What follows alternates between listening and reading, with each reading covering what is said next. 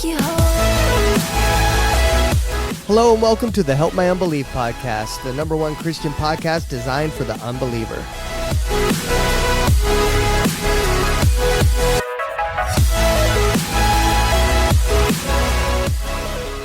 Hey, how you doing today? I thought we were pausing.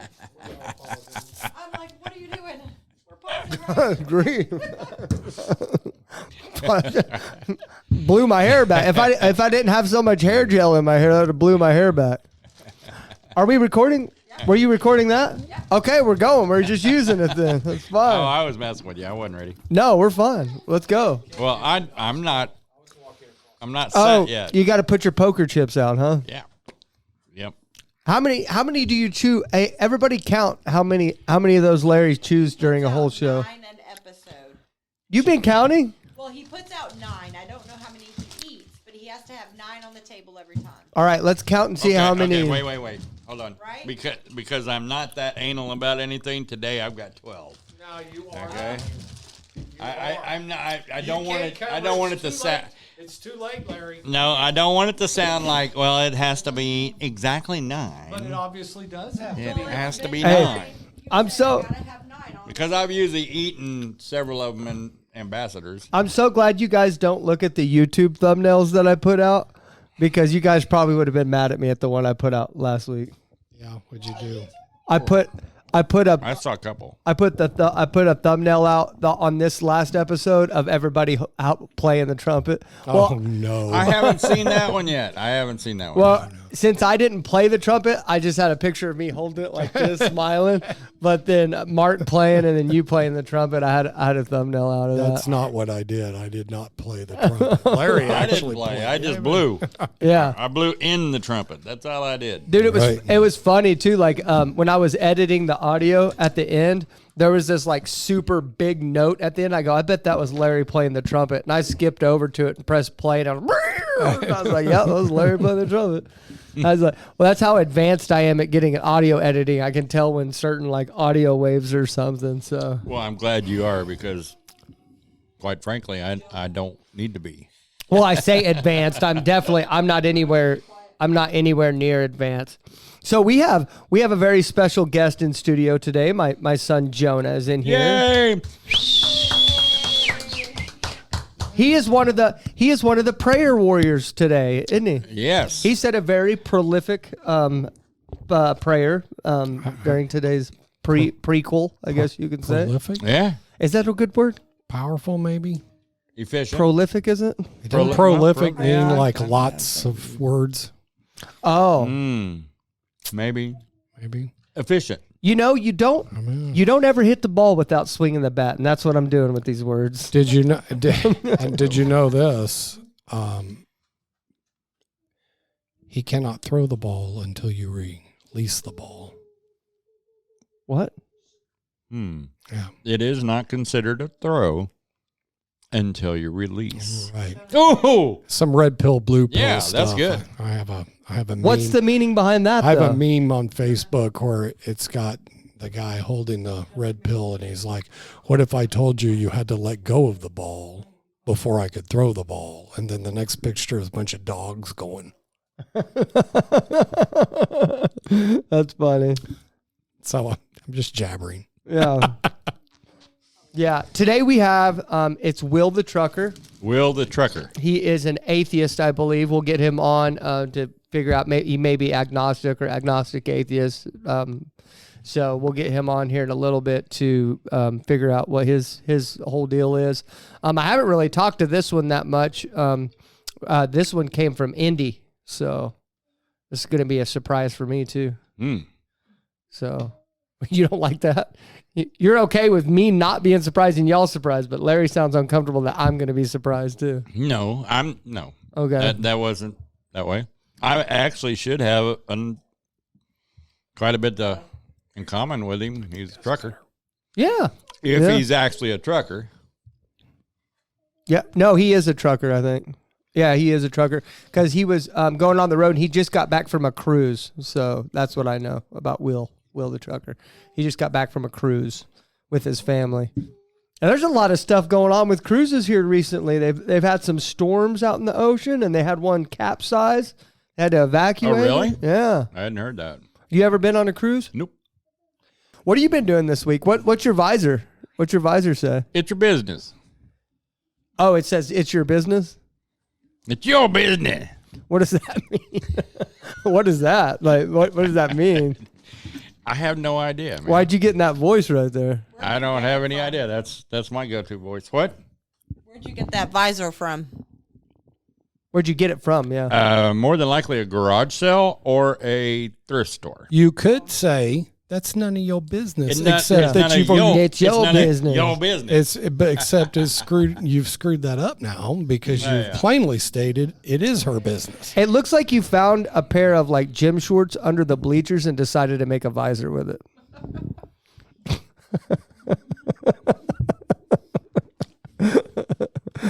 That's what it looks like. I don't know how to respond because I don't know anything about gym shorts.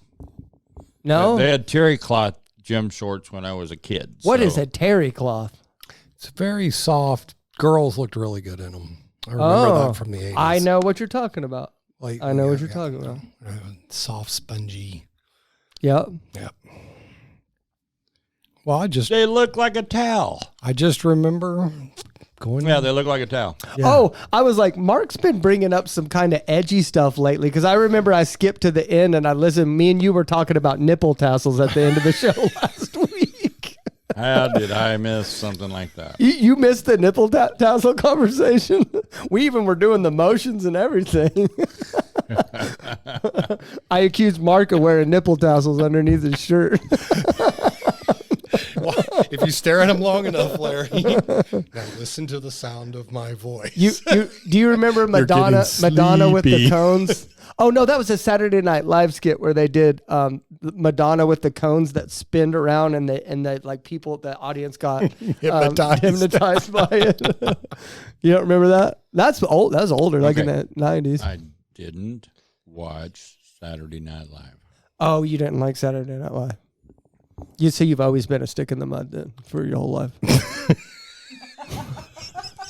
Pretty much. Except I watch wrestling. I watched Pure Flix in the 80s. Man. I do not apologize for my lifestyle anymore. Oh, I wouldn't. I'm just Okay. giving you heck No, about it. I mean, ask not for whom All the bar. bell tolls. you didn't put it on Do Not Disturb, did you? Or me. Okay. There's know. not light at the end of the tunnel. It's a train. I don't blame you for your lifestyle either. I wish I could be more like that. Well, I probably will be someday, but I wish I could be that way now. But I just joke with you a lot about it. Oh, I know. But I don't have anything else to joke with you about, bro. I don't have anything. You don't give me anything to joke with you about, so I have to joke about the Pure Flix and stuff like that. I guess we really don't. Well, like honestly, at first, whenever I'm really into the WWE right now, and honestly, at first, I was like, "There's nothing wrong with this. Like this is fine," you know. But then here, the last couple of weeks, they have these characters that are like Voodoo princess and witches, yeah, where I'm like, uh-oh. Dang I'm it. like, this is Why do you probably... gotta screw up just good? I mean, Yeah. it's the modern day equivalent of the Three Stooges. Why no, do they yeah. gotta mess with that? it's really not. Oh, did watched something happen with that? I've Oh, it watched really wrest- is. I've watched wrestling a long time. But remember Glow? I Okay. can't. What's go- Glow? I can't go here with you guys. What's Glow? You don't remember Glow? Uh-uh. The girls at Glow?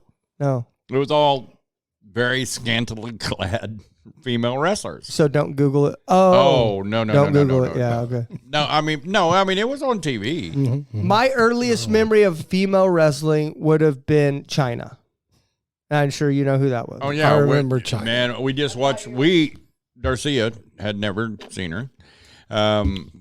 We just watched the whole history of China, Yeah. and I'm like, I had never known her before wrestling. I'd never seen any of those pictures at all, and I was like, whoa. She was pretty. She had her moments. Okay, You don't think so? Not your type? Not my type. Well, so when I was younger, I didn't think she was pretty, but now I look at videos of her back then. I'm like, because I thought she was like manly, and I thought maybe she. I mean, this is my own thought process. I really honestly thought that she had steroid out.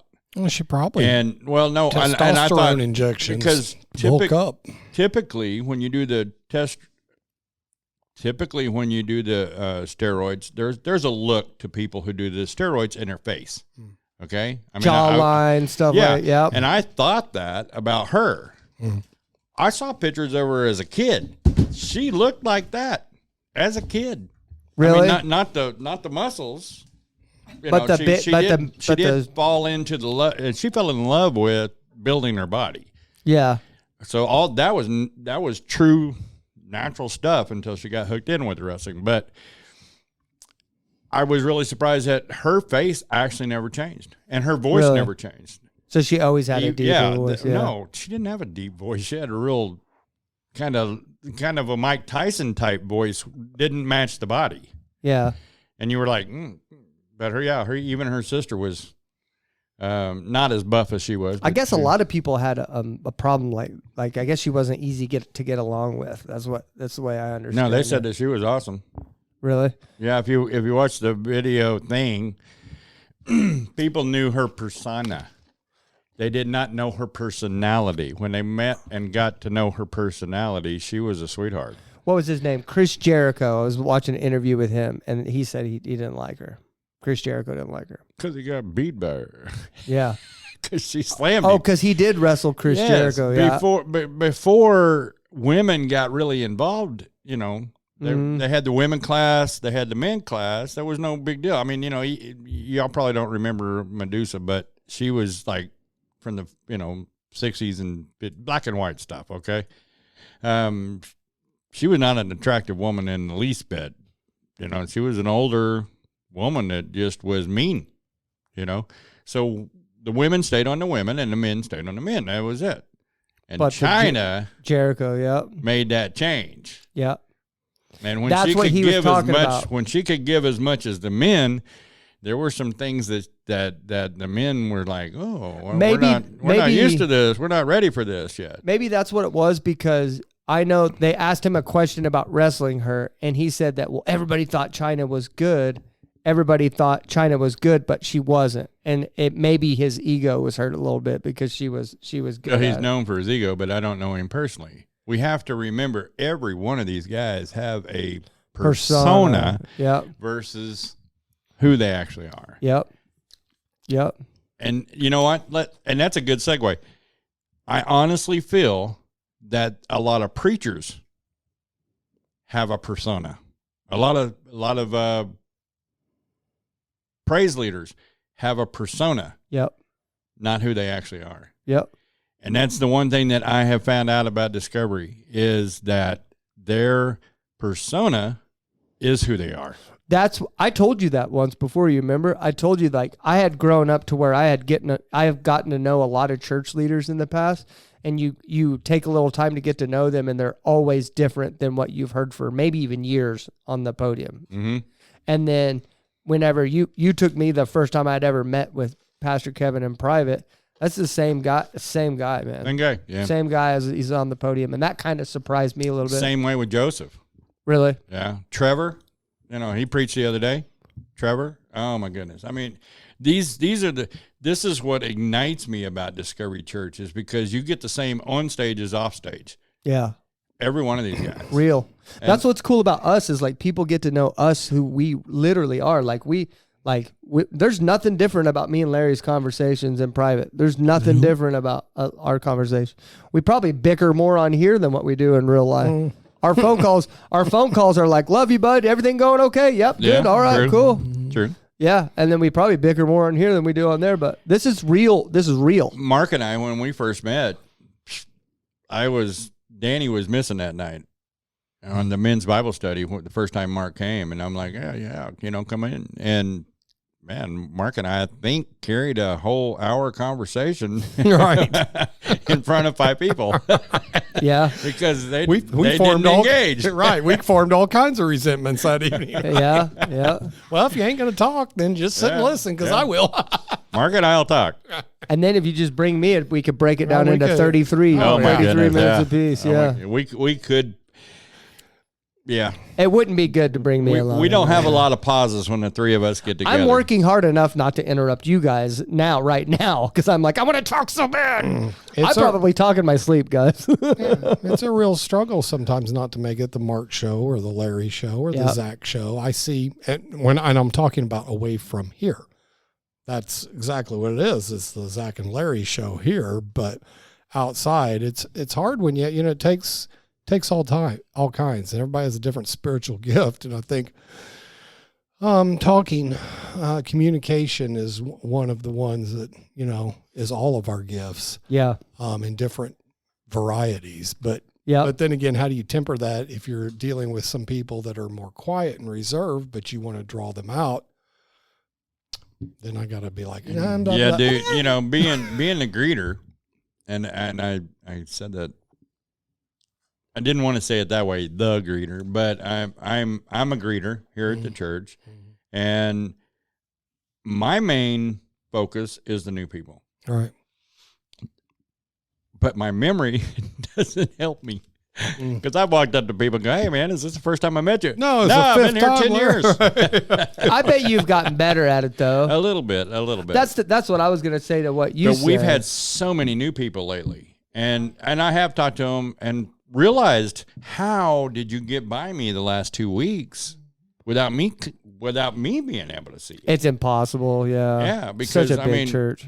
Well, we're not that big. Well, big enough to where I don't think you should set an expectation for you to just know everyone the first time they come in, Recognize the new people and make them welcome. I Yeah. mean, that is my main focus. That's important.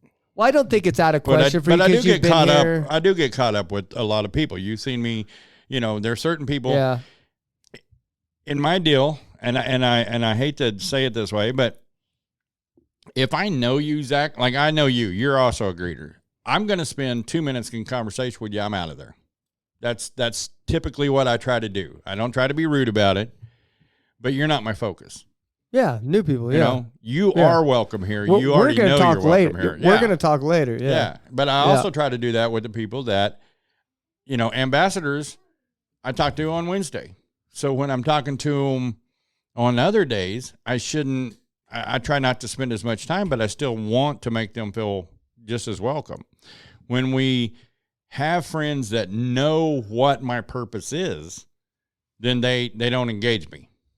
Yeah. It's a quick handshake, love you, and then because we know that we'll Yeah, have time to talk. I don't later. even approach you. Like, I just let you approach me because it's like I know I'll talk to you later. Like, we talk all the time outside of church, and I know you got a job to do here. So, Well, I hate to say the definition of a social butterfly, but I have noticed here lately that I didn't think I was that way. Oh, you're But a then- social butterfly. But I look at me and I'm flutter over here, land for a second, and then I'm gone. And I was you're like, the literal wait a definition minute. of a social butterfly. Like, you're I know. I accept it.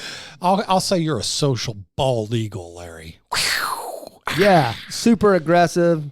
Well, I'm trying to butch it up for you a little bit here, man. No, he's a social butterfly. He's one of those golden eagles, the golden eagles that take the goats and fly them off the cliff and drop them, drop them. Exactly. just so they can eat them at the bottom.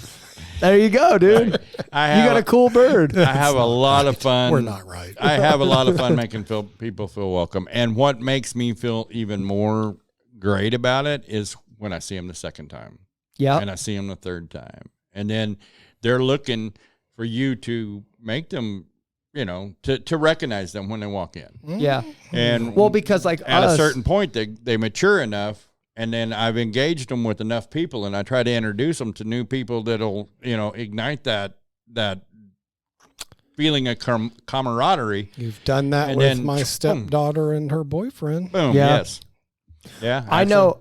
Like when we first walked into church here, we didn't know a single person in there. Nobody. No one. Like, literally no one. Okay, and Are we're we back. back? We're back. I'll probably have to edit all that out, but Please. it's okay. Yeah, but it's fine. Angela dropped the camera, and then we gave her some lashings, and we're back. And then we had to give Jonah some lashings too. So Everyone was flogged. yeah, everyone was flogged. And then we gave her the vinegar to drink. I flogged. What? I love. Hey, ask her. Sometimes I drink vinegar. I'll drink straight. a shot of good vinegar. I like I that. love vinegar, I dude. like balsamic vinegar, but I can't drink It's good for vinegar you. by Mm-hmm. itself. I can't. And we're not talking about pickle juice. Yeah, pickle juice. One Right. time, No, that's different like than just straight vinegar. one Yeah, time I took a shot of vinegar so fast, apple cider vinegar, it burnt Yeah. my throat. I've done that. It burnt my That's throat. like doing a little Everclear back in the day. Maybe that's why I do it every now and then. I need that little. I need that little kick, man. I'm not getting Lord, drunk. forgive us for that one there. I need that little pow. Let's go. We don't live like that anymore. Hear a little Back in Black playing in the background. This is Larry taking a breath. I'm getting It's just vinegar. Larry's reading the Bible, shaking. He's like, no, I need new friends.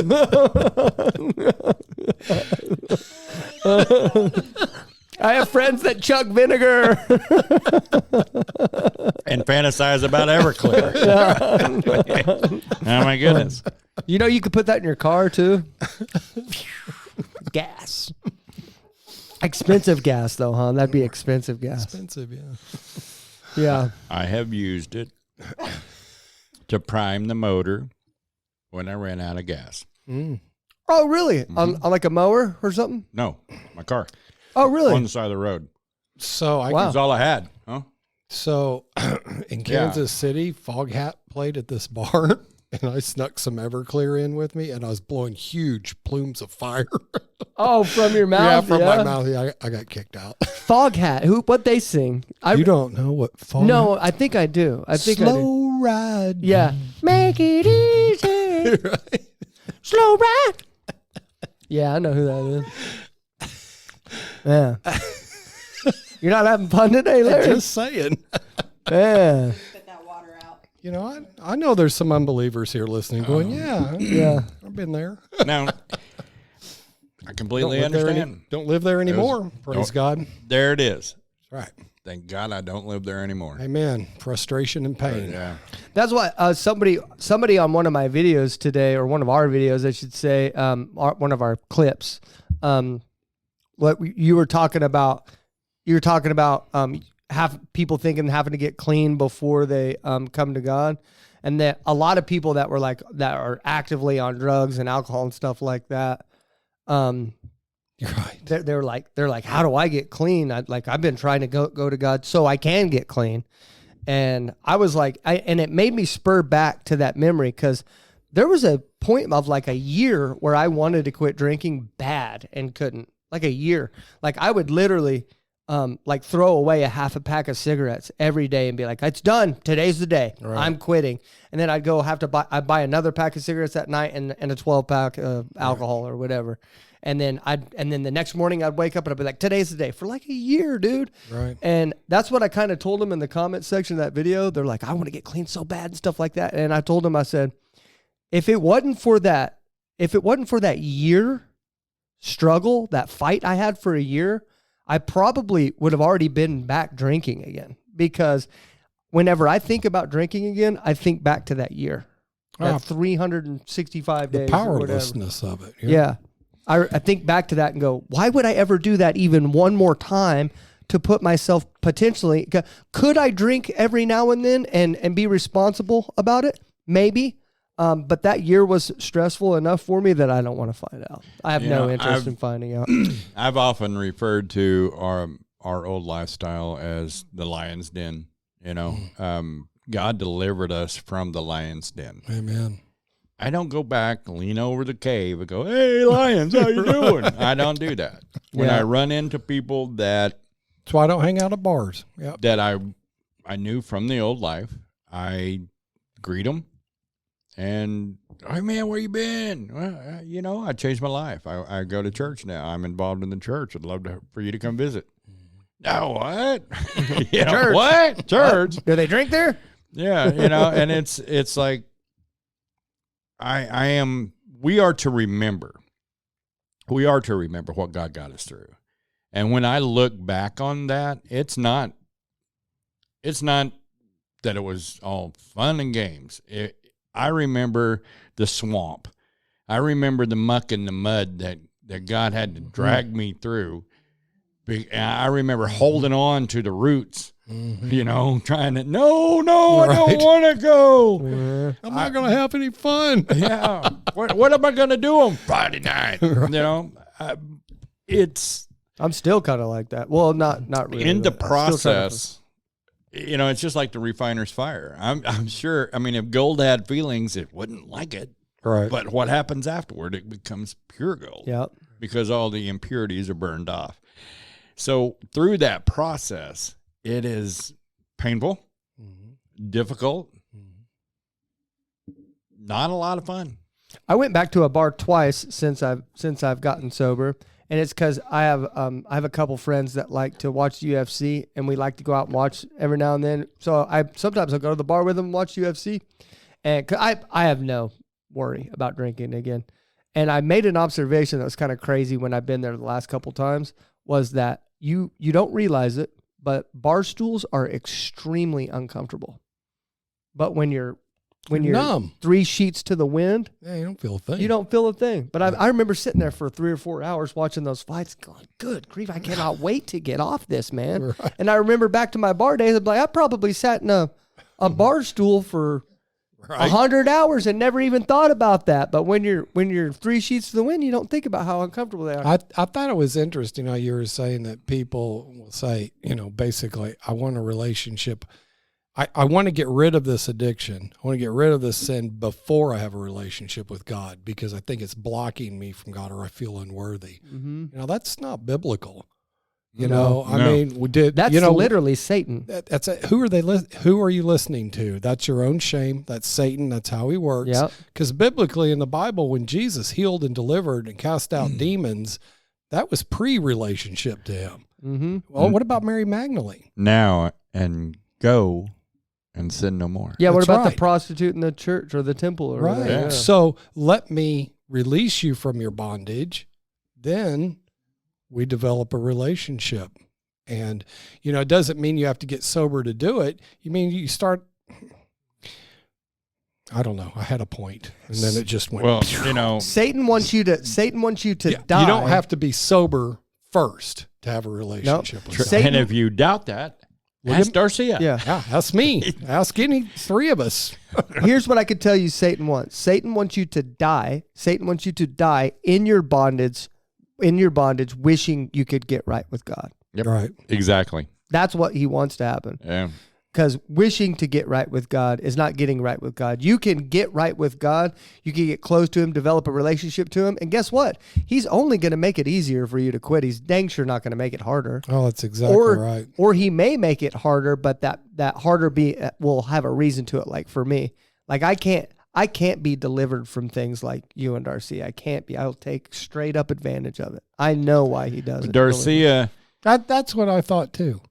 That's what I thought too. Every addiction that God has allowed me to overcome in my life has been pain and frustration, but he held my hand through the process. That was the relationship. I worked on a relationship with him first, then the deliverance came, but it wasn't deliverance. It was a walking out, purifying, like Larry had talked about. But then he delivered me from cigarettes.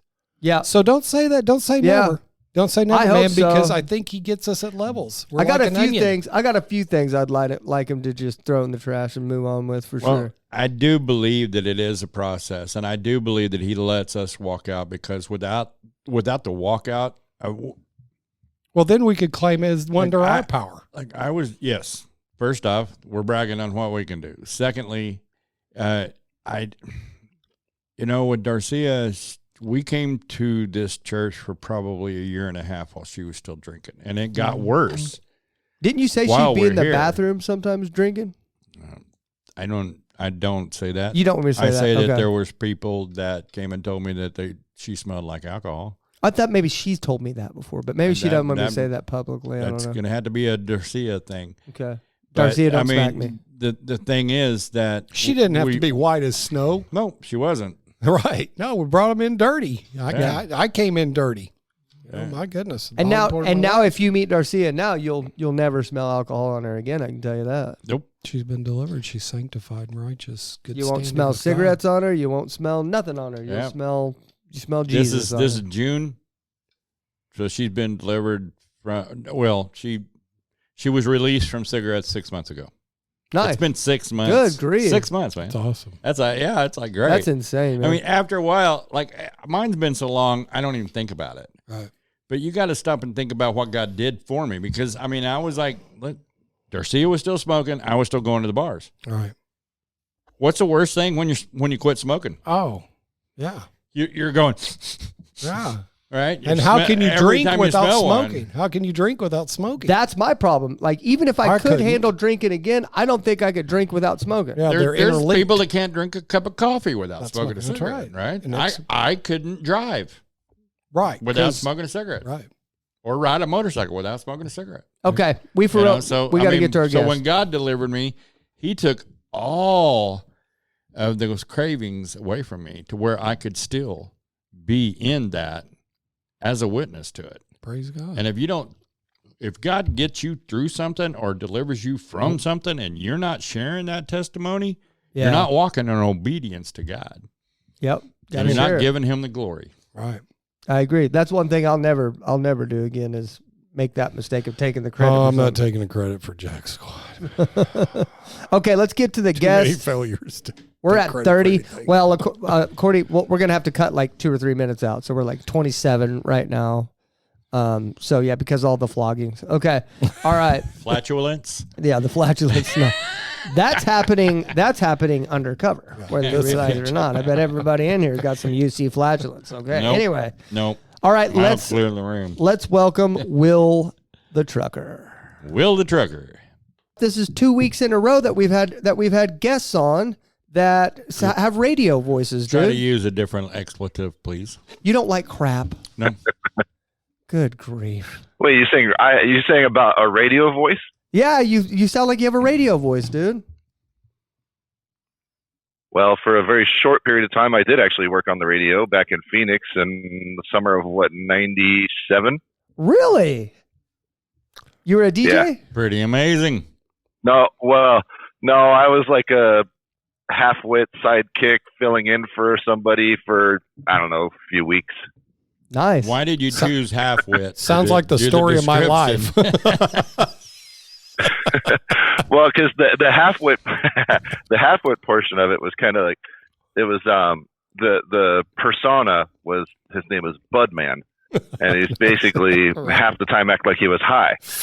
And he was going through some stuff, and I just happened to be the right place at the right time. And hey, all you got to do is come in here for a little bit and, pretend to be him and blah, blah, blah, and fill in for a little bit. And anyway, I think I did it maybe like 4 or 5 times over like a 3-week period. And like I said, summer of '97. Oh, far out. That's just pretty gnarly, dude. Man. whole lot of words in that. 97. Back Okay. in '97. Okay, let me go around the room Well, real the quick. funny thing was that, No, go ahead, Will. yeah, go ahead. I was just going to say the funny thing was that at that point I had never even smoked before, so Oh my goodness. that was a trip. So you were playing a game. Yeah. Okay, let me go around the room real quick. I'm going to introduce everybody in here so you don't get blindsided by any voices. We got my executive producer Mark over here. Hey, how's it going? Got my lovely wife Angela, Hello. and then my lovely co-host Larry. Nothing lovely about me. I need you to start I've been trying describing to me in figure a out a different different way. word for you, dude. I'll just call you lovely. It's fine. Okay. And then me, I'm Zach. I'm the one with the TikTok channel, the young tan. Yeah, I look like a younger version of that guy from Wheel of Fortune. What's his name? Pat. That's not tan. That's just sunburn. Oh, well. This is tan. Oh. I'm gonna beat you because I'm gonna get in the tanning bed. Okay, but anyway, welcome to which one of you guys is short brown hair guy? Him. me. That's me. Shorter, and then the other taller fella, Salt and Pepper. That's Larry. I'm Yeah. the old dude. Yeah. Okay. And I then didn't say old. I mean, it's relative. and Mark pops up on clips every now and then. He's the producer. And then Okay. he's popular to the show. But if you don't watch Yeah, the Zach's- show, I think I'm Zach's just. the one- I think I'm the whacked out sidekick. I don't really Yeah. think I'm the producer. Yeah. I think we just need to call me whacked out sidekick. Well, I don't like the whacked out you're part. here because of your microphone Hey, stuff. yeah. For sure. Zach is the one trying to grow the beard, and Mark is the one that has one.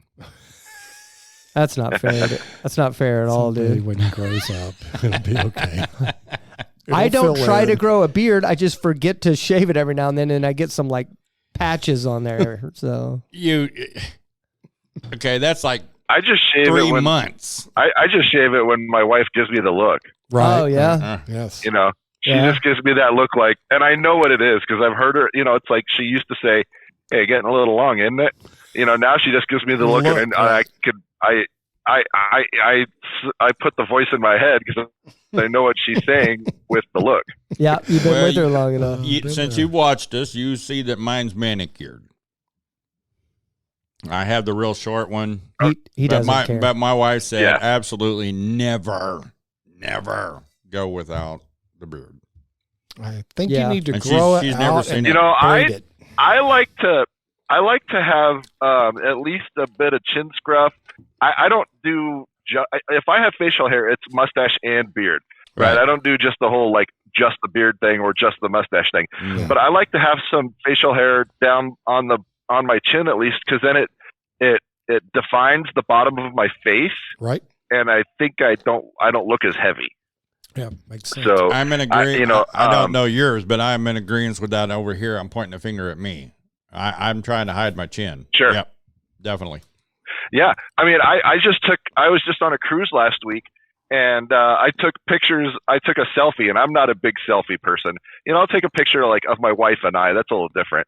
But like, I'm never taking. I don't know that I've ever posted just a straight selfie, like on maybe one on like Facebook. You know, and I think it's actually my profile pic right now. But I took a selfie the other day next to the cruise ship, and it has this like the way the back of the ship is. It kind of has this like, I don't know, like this bulge at the bottom of it. And I'm looking at me with the bulge underneath my chin because I have less facial hair. And I'm like, dude, I got another chin. I look like the boat. Will, how old are you? 43. 43. Okay. You have to add that up. It took you a while to answer it. No, I think there's a delay in Discord lately. Okay. Yeah, I can tell there's a little yeah. delay in it. So, okay. So, Will, you're an atheist, right? Or do you consider yourself atheist, agnostic, or what do you consider yourself? Yeah. I mean, I don't always get so technical by saying agnostic atheist, but that's truly what it is. I mean, to those in the know, I mean, who are familiar with the terminology, I'll use it. But if other people ask me, I just straight say atheist because, you know what I mean? Like, I'm not trying to confuse anybody, and a lot of people have misconceptions, and that leads to other questions, and that kind of read the room in a way, you know?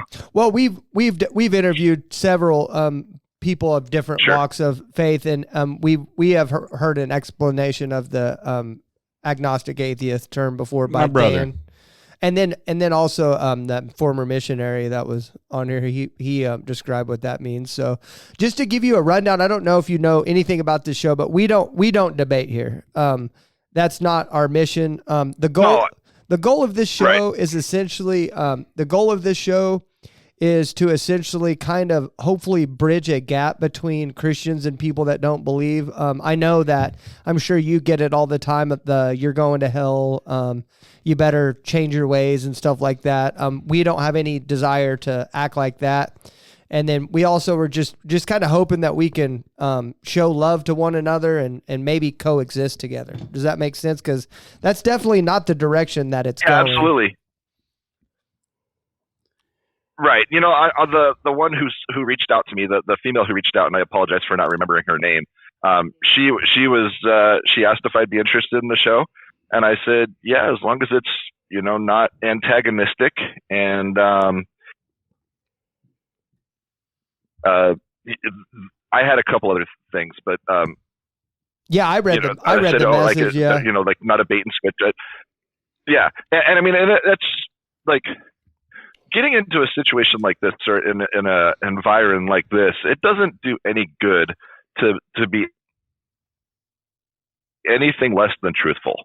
And, because I think that, you have good intentions, and as do I. And I don't always, I'll admit it. And, I do debate people online, but I'm not an academic. I'm more of not anymore anyway. I used to know all the things that I could spit fire with Bible verses, both sides, like pros and cons and things like that. I don't have the memory for that anymore, to be honest. That's why I'm a trucker. Wait till you're my age. But I find it to be much more productive and calming in a way to be able to discuss things in a mature fashion, not making accusations. And there's, you'll notice it in the way that people speak and where they avoid opportunities to, like make digs. I mean, a little jabbing back and forth, haha, whatever, it's fun, all in good fun. But I've kind of taken it, like my one of the best pieces of advice that I got when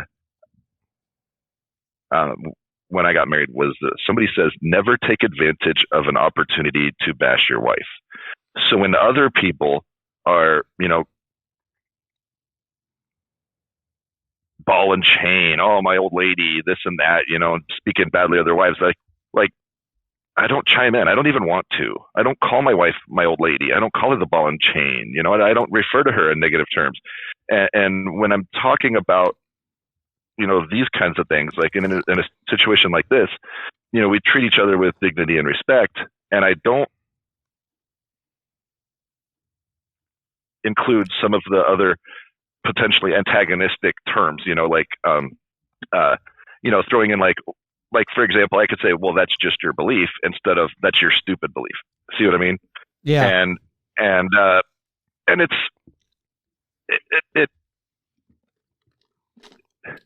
I mean, that's just an example, but it's, like I said, it's much more productive.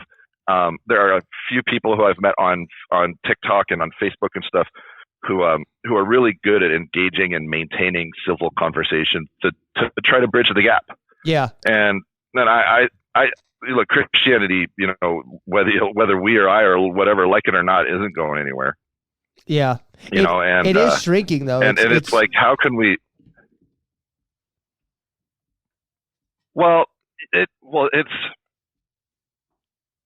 kind of interesting if you think of it, and it depends on how you think of it, like quantitative or qualitative, right? And I don't mean qualitative like good. I mean like power. So yeah, there may be a diminishing number of people who who identify as Christian. I think I heard recently the largest or the fastest growing group of religious, like identifiers are does not identify or does not believe or something like that, like the kind of like the question mark on the fence or just non-religious at all. And I think that a lot of that is like reactionary. Like a lot of times people want to separate themselves from like the Marjorie Taylor Greens of the world. Yeah. So while Christians may be diminishing in number, I think in some ways they're actually increasing in, I hate to say the word power, but for lack of a better term, power. No, influence. I hear your point. It's kind of like moderates versus, you hear Republicans, and then there's the whole group moderates. So yeah. People just afraid to take the moniker, but they're still getting in the boat. Sure. Yeah. And it's because I mean, it does, the thing that I read did say like non-identifying, so that, I mean, that could be somebody like my early stages of, deconstruction. I deconstructed before it was even called deconstruction, but, I didn't identify with like the Baptist ministry that I was taught when I was a kid. So would I say I'm Baptist? Or like, well, no, I was still a Christian, but I didn't really identify as Baptist. I I said like, well, I'm a Christian, but I don't really. Sorry, You know what I mean? Yeah, we have a bad delay. Sorry if it seems like I'm interrupting. That's I'm okay. not intended to. But I actually grew up Baptist too. And I dang near, whenever I started reading the Bible myself, whenever I was 20 years old, I dang near deconstructed myself. I came to this crossroads of where I started reading the Bible myself. And I was like, man, this is nothing like they described it in church. I was like, this is nothing like they taught me my whole life. And it frustrated me because I wasted like almost 2 decades of my life, on that teaching. And that was one of the things that, that was one of the things that led. Yeah, it was either, I had 2 choices. It was either deconstruct and just abandon it altogether, or I had to reconstruct my faith altogether to what I believe is the truth. You know what I mean?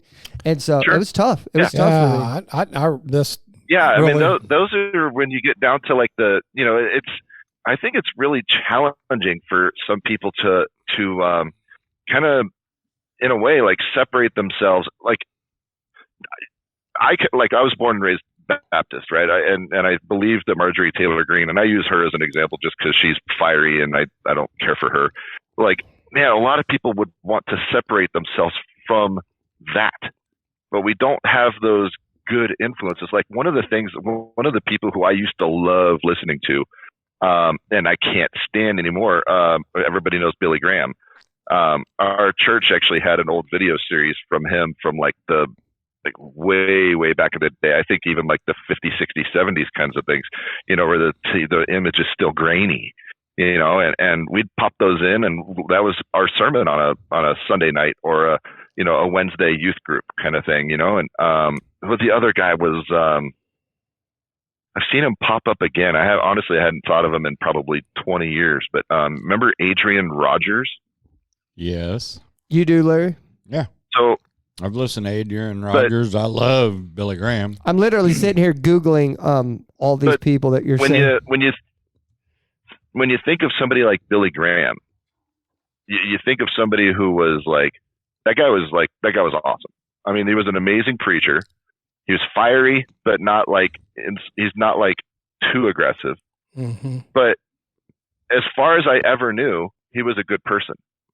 He wasn't one of these like crazy wackos, like, and like when he died, I was like, even though I was an atheist at the time, when Billy Graham died, I was like, oh man, that sucks. Yeah. He was old. So it was like not shocking. Who's that Christian that just died? That famous Christian that just died? That Pat Robertson. Yeah, because of what I do, my feed is full of atheists and people that don't believe in God, and they are celebrating this guy's death. Pat Robertson, was he a pretty bad representative of the Christian community? He's the one that put BTL together. I don't know what that is. 700 Club. He was. Oh yeah. Yeah, he was one of the first that like politicized religion. Yeah, he got really off into politics. I like what you're saying. But I mean, I think that so some of those like those people that like, if you were a churchgoer in the 1970s and 1980s, you wanted to embrace Billy Graham. You wanted to identify with someone like him. You're like, man, look at him. He's such a good person. Yes. And this is the kind of like, you don't, as a Christian, you don't really necessarily want to like have a human as your like, man, I want to be like that guy someday. No, you want to be like Christ, right? But shy of Christ, I mean, look at this guy. Yes, you wanted to emulate Billy Graham. Yes. Yeah, now you have Creflo Dollar and the other guy who you do, or I don't watch him. No, I'm just saying. Right. Joel Osteen. He owns the church. I mean, for crying out loud, Right. There's and again, like some of these other people. It's like, who's the good one? Right. Can I ask you? Can I ask you to define something? Just for me. Okay. Well, hang. Let me just preface that by saying I don't like definitions because I think that they're misleading and they're backwards. But go ahead. Okay. I'm I just can clarify that if you want. Okay, but- there you go. That would be good. Clarify what you meant by Joel Osteen owns the church. Physically owns that. He owns that physical property. Lakewood. He yeah. owns that particular building. That's why I wanted it said, because I don't want anybody to misconstrue that you were thinking that Joel Sure. Osteen owns and runs all the church as the body No, of no, the no. church. And I don't mean like, I don't Okay. mean slang like owns with a P. You know what I mean? Okay, It's right. just like All right. he, like, oh man, I owned that ski run. No, he doesn't own the church. I mean, he like literally, as far as I know, like owns that physical property Yes. and does profit from ticket sales. Well, you asked Yeah. who the good one was, but he just the one that I can sit here and think of, like the media one who does media that I think was good, and he just died, was Dr. Charles Stanley. That guy was phenomenal. He really helped me learn how to be guided by the Holy Spirit. I mean, he was phenomenal. But to answer your question, now, Yeah. I don't know. I can't answer that, man. One that I would trust and be And able to. it seems like, right, one of you guys touched a minute ago on like moderate, and I mean, things in general, whether we like it or not, have moved to the left over the last, let's say, 80 years. So even moderate now Right. is a lot more liberal than it, Right. than it was. Even moderate Republicans are way more liberal than they were Right. 50 years ago. Absolutely. Even Because 20 years everything ago. has shifted. Yeah. Even 20 years ago. Right. Yeah, you brought But up I you think brought up that, the living in the 60s and the 70s, and I was born in Yeah. the early 60s, and Okay. so I grew up in the church until I turned 18, and that was actually, as I guess 17. I got married 11 days after I turned 18, and that was in 1980. I was a -5 in Okay. 1980. So I can- all of that was in the church. I can remember a time where I was faced with the same thing you were talking about, Zach, being a Baptist, and you almost deconstructed Yeah. too.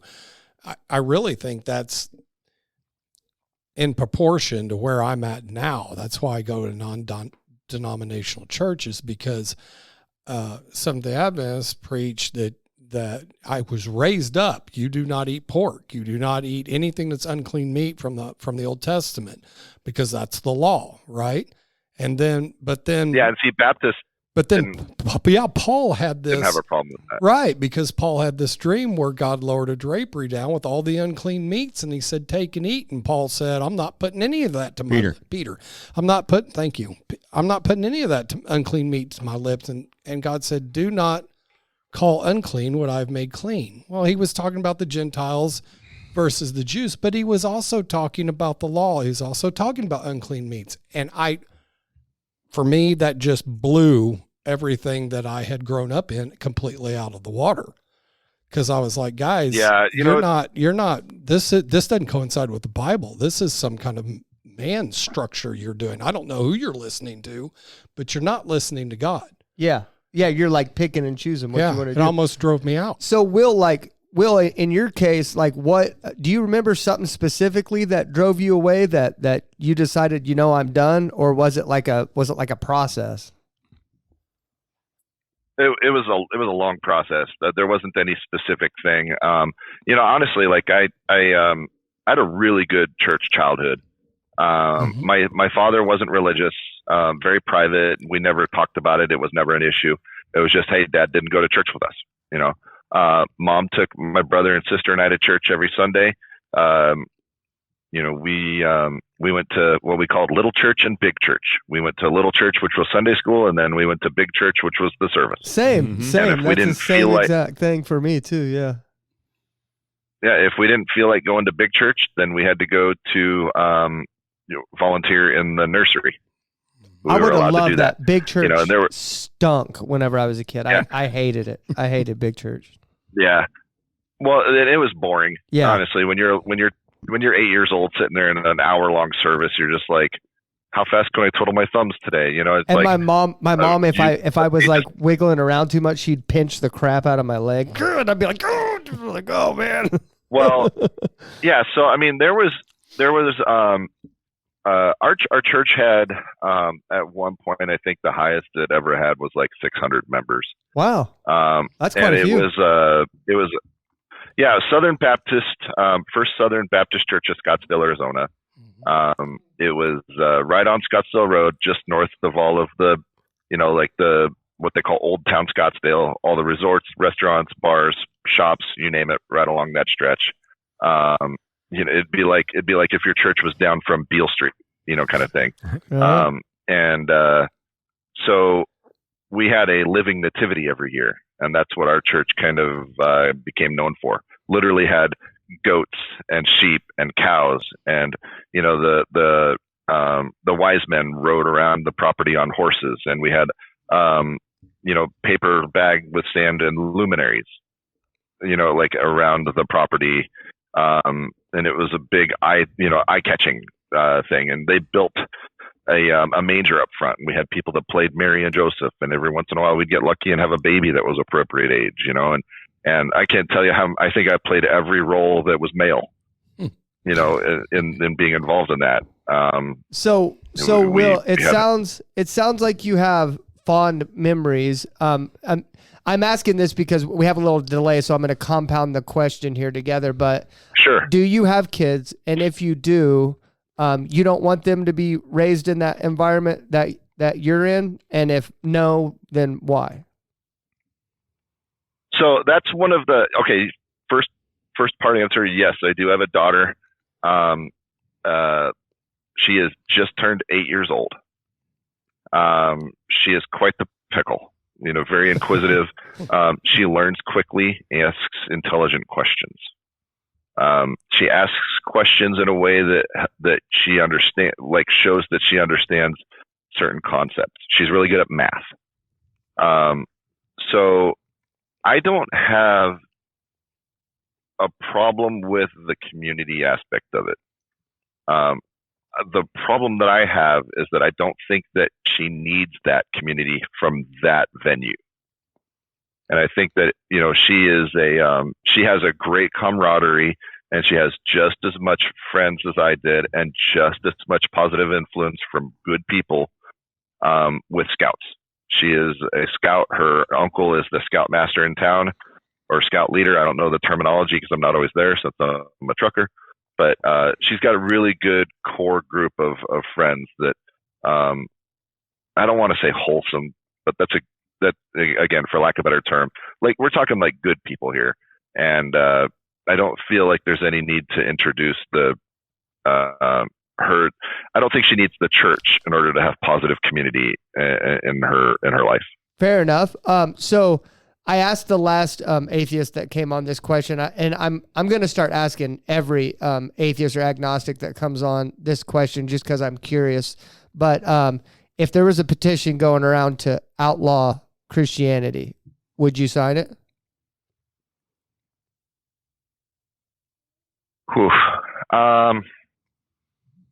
No. Why? Would I sign something that restricted their abilities and what they were allowed to do? Possibly. Okay.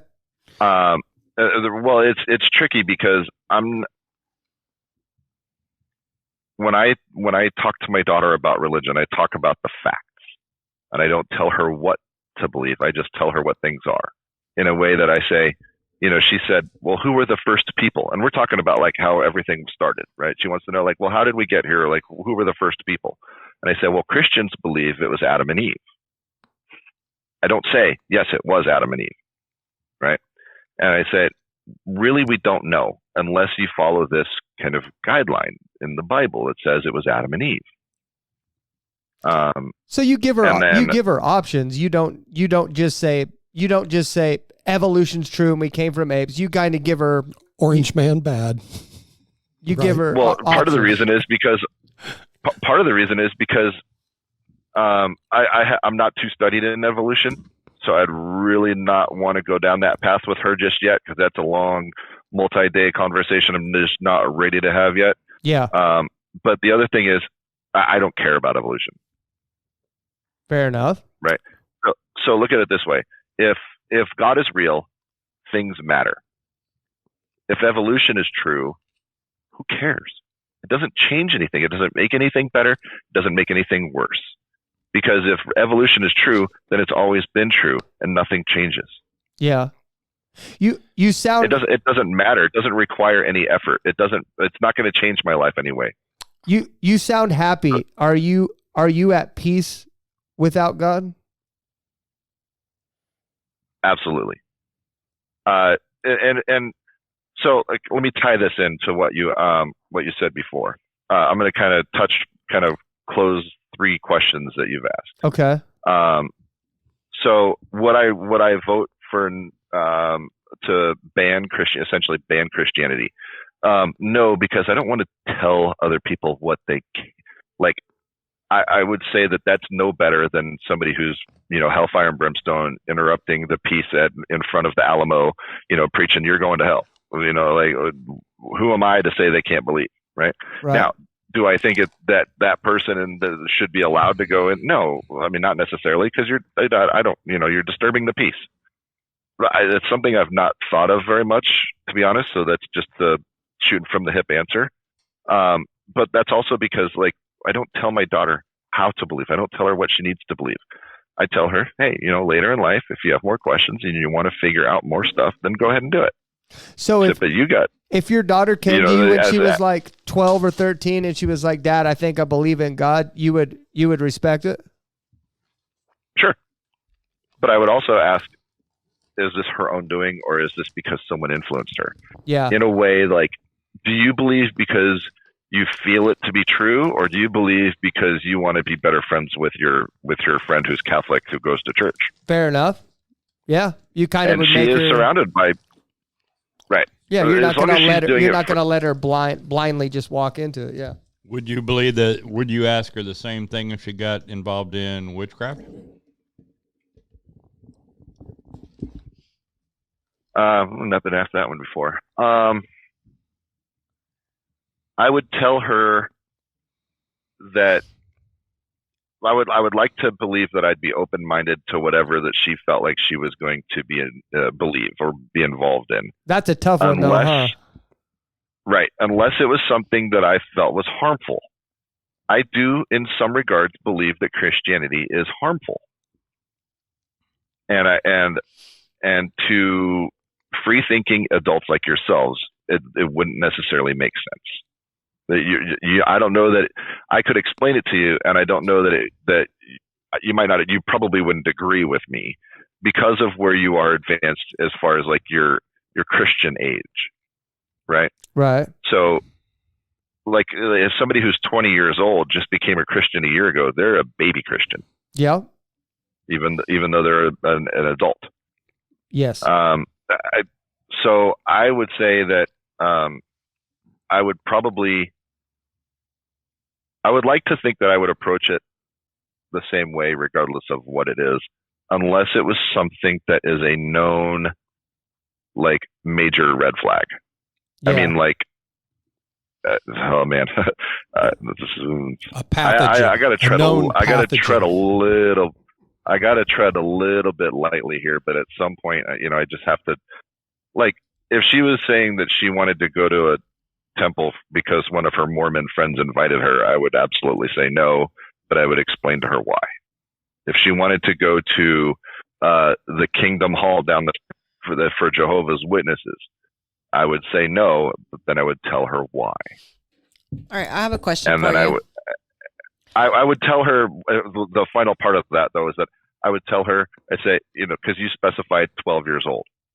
Hey, kiddo, at 18, when you're an adult, you have to, you still feel that way. That's a completely different story. Yeah. Question you said? Yeah, where do you find your peace at? Where does your peace come from? Her. Your daughter? Yeah. And my wife. I mean, honestly, like, doesn't matter. Like, I mean, I find peace in many things. I'm a model railroad enthusiast. I'm a photographer. Those little things, those passing moments where, you can meet somebody and understand their value as a human, just as you understand your own. I find peace in many things, but what grounds me, that true peace, is is my family. I love it. You know, I've been married for 20 years. I've known the woman since October 5th, 1999. That's awesome. Yeah. Oh, I was going to say, she's an atheist too, but she's an atheist too, but she's a total introvert. Oh, so gotcha. she would never come on a show like this. Hey, Will, I had a question for you too. Yeah, go ahead.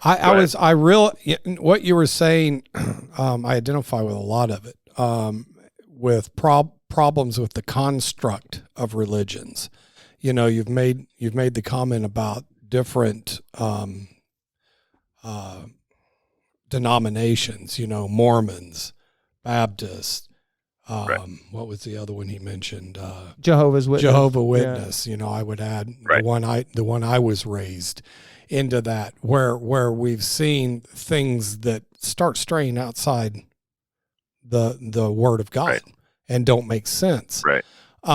So my question for you is why if I get knocking down organized religion, but what about Christ? What about just the base teaching of that? Why divorce the two? Tell me about your reasoning there. There's a couple of different things. So when I think of denominations, I think of like Lutheran versus Methodist versus Baptist. Right. You guys, they're all talking about the same principles. They just have different styles and aspects of it that influence them, right? That the parts of it that they kind of latch onto. When it comes to any of that stuff, I don't say that any one is better or worse than anything else. But when you start talking about some of the fringe things, I don't see Mormonism as a denomination. That's a completely different religion. Right. Yeah. Right. Yeah. And I'll be polite and I'll let you guys roll. You know, like run this show. Of course, it's your show. But to me, like Mormonism is absolutely 100% a cult. And the reason why, and I have very in-depth knowledge of the cult, simply because I mentioned that my dad didn't go to church with us. My dad was never Mormon, but most of my dad's side of the family is. Oh. His sister married a Mormon and converted to Mormonism, and that whole side of the family. So there are more people from that aunt with her children and grandchildren and great-grandchildren than there are with the entirety of my other family members combined. Hey, can I clip that since I didn't say it? He did. Can I clip that and put it on social media since he said I didn't say it. I'm still a nice guy. Email Will. So I have no desire to like start a family fight. No, I'm kidding. I'm joking with you, bro. I would never clip that. I would never clip that. No, I mean you totally could, but just but so yeah, more in-depth knowledge, and that's completely different. You know, I mean, to me, I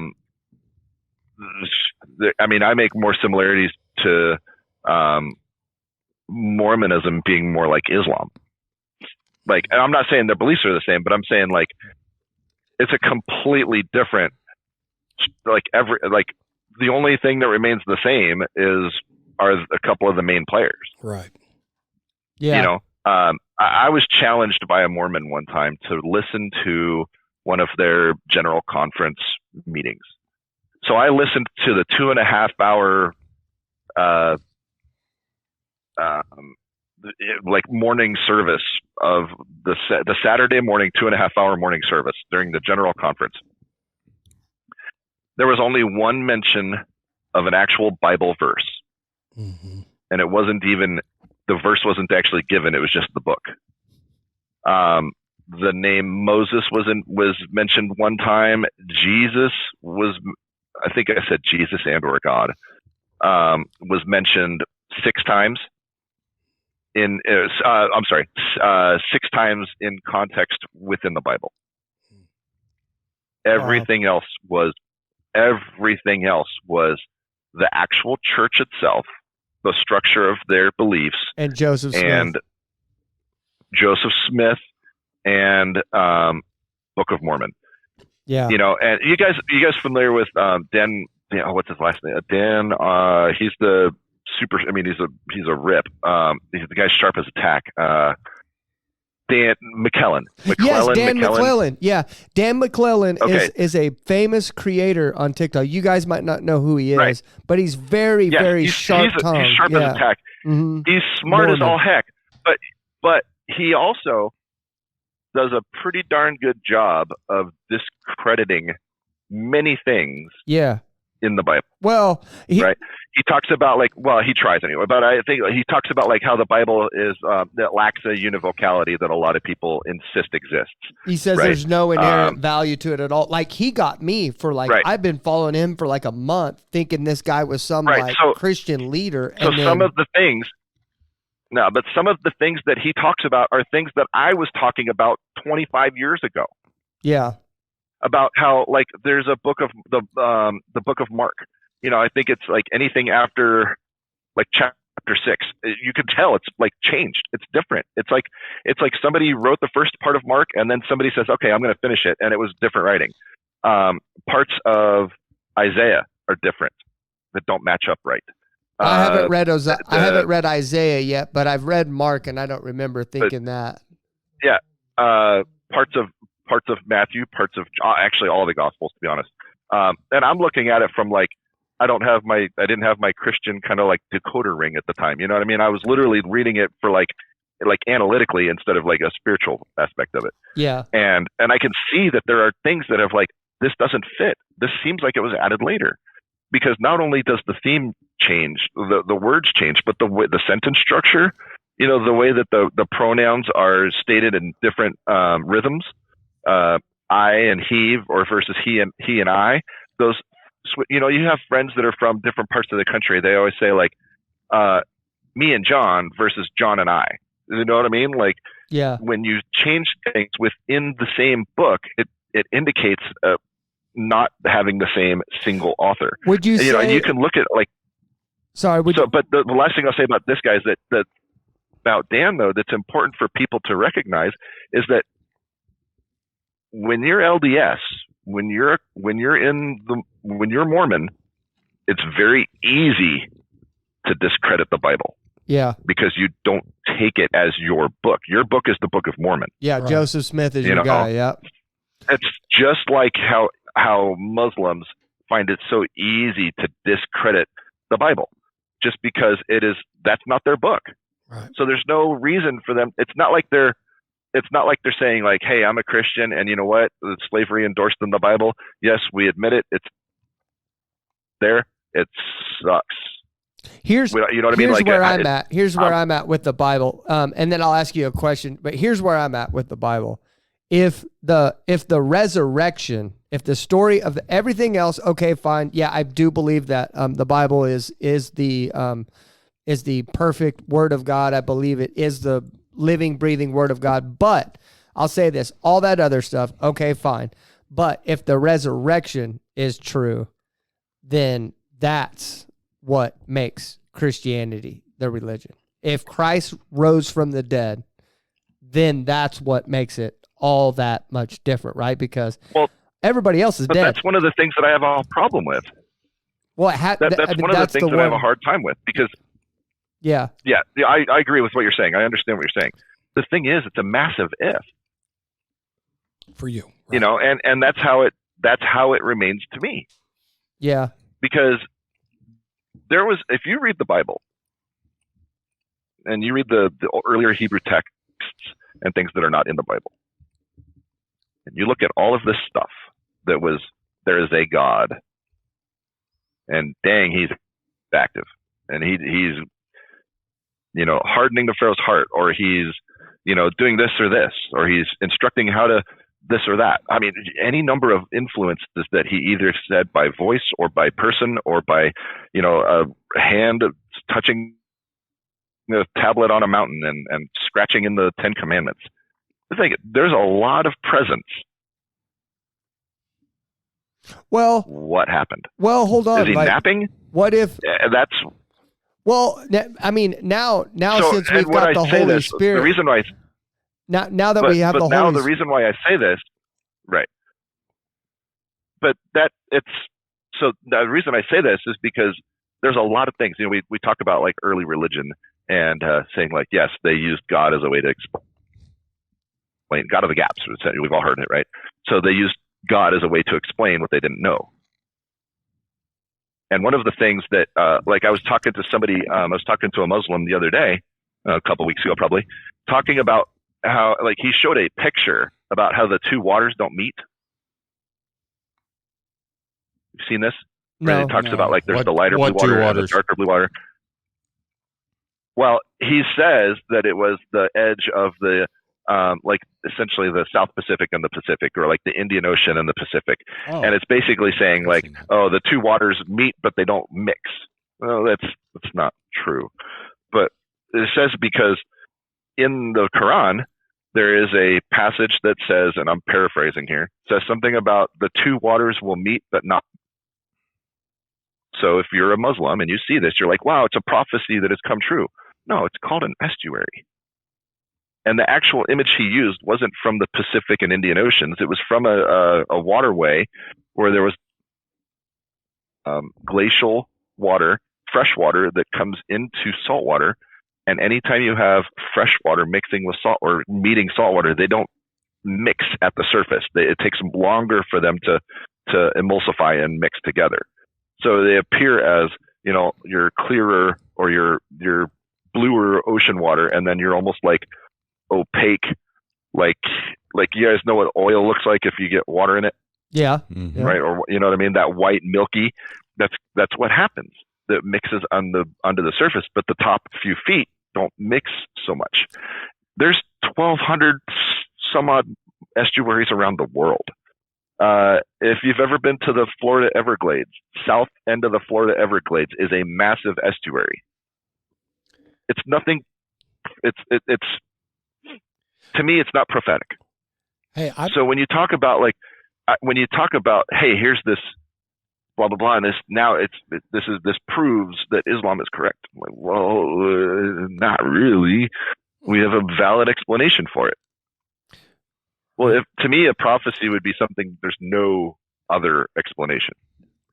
Hey, I You know think what I it's interesting. I feel like I had a friend that was a philosophy major in college. I feel like I'm sitting at the bar with him and having a drink, because one thing that he was really good at was tearing down all other philosophies. It seems like that's what philosophy is nothing's real. Yeah, in some ways. Let's attack, not attack, but deconstruct. Okay, what's your line of reasoning? Okay, here it is. Okay, well, let me deconstruct that. And that's what philosophers do. So I'm kind of curious. I get what you don't believe in. What do you believe in? Do you believe that we were put here for a purpose? Do you believe that we have a creator? Were we seeded by aliens? Are we an accident? I'm just curious about what your beliefs and what your belief is and how you came to that from where you were. Sure.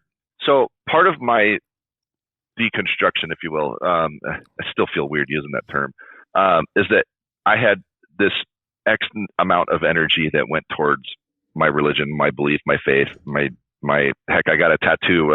I got an ichthus on my back. There's this certain allotted amount of energy that was attributed to all of that. It didn't transfer. All right. I don't subscribe to any. If I go and talk to other Christians and debate, what I normally would do is essentially call out what I would consider their lies or their misconceptions. I don't espouse my own beliefs because I don't have any, and I don't think I need to. I would put it at most, what would make sense to me is that if we were created, and that's a massive if, again, if we were created, I don't believe that it's possible. I don't think it's even possible that it was the God of the Bible. Based on what the Bible says, I don't believe it's possible. Have And you ever the only had way a that I would relationship accept with God? that, I believe I did. Yes. I mean, I was in high school. I mean, like when I was a kid, absolutely. I was I'm pretty sure. Yeah, you probably get told a lot that you never did. I hear that a lot in the atheist community now, where people will say they're a former pastor or they Right. former Christian, and then a lot I hear that a lot. People say you were never a Christian or you were never saved, because if you were Right. saved, then you wouldn't be doing this. You know? Well, and the reason why, and it kind of goes back to that identification part of it. They feel the need to diminish my previous relationship with Christ or with God, whatever you want to call it, to protect their own belief. Yeah. Because whether I was a real Christian or not, I don't think there's a term real Christian versus, fake Christian, unless somebody's knowingly lying. See, the word Christian is a funky term to me too, to be honest. Because in some ways I am very Christian, but I'm not a subscriber of the supernatural. The Trinity, I think, in my opinion, never, like, it's complete. In my opinion, is completely man-made. But Gotcha. that doesn't mean that Jesus didn't have good teachings. Yeah. We can actually follow the teachings of Jesus without actually giving two rips who it was from. Gotcha. You know, Okay, Will, I don't mean to cut in on you. So we're at one. No, go ahead. I talk too much. Anyway, No, you're good. We're at 120. What we do at the end of these shows is we go around the room and everybody says something. Here they all say their last thing to you or whatever, show you love or whatever, and then since you're the guest, you get the final closing saying. So, but we're just gonna go around the room and then you'll get to say the last thing. Okay, Mark's first. Hey, Will, it was nice talking to you. Thanks for coming on. I kind of you helped me understand your the journey that you've been on, your beginning, middle.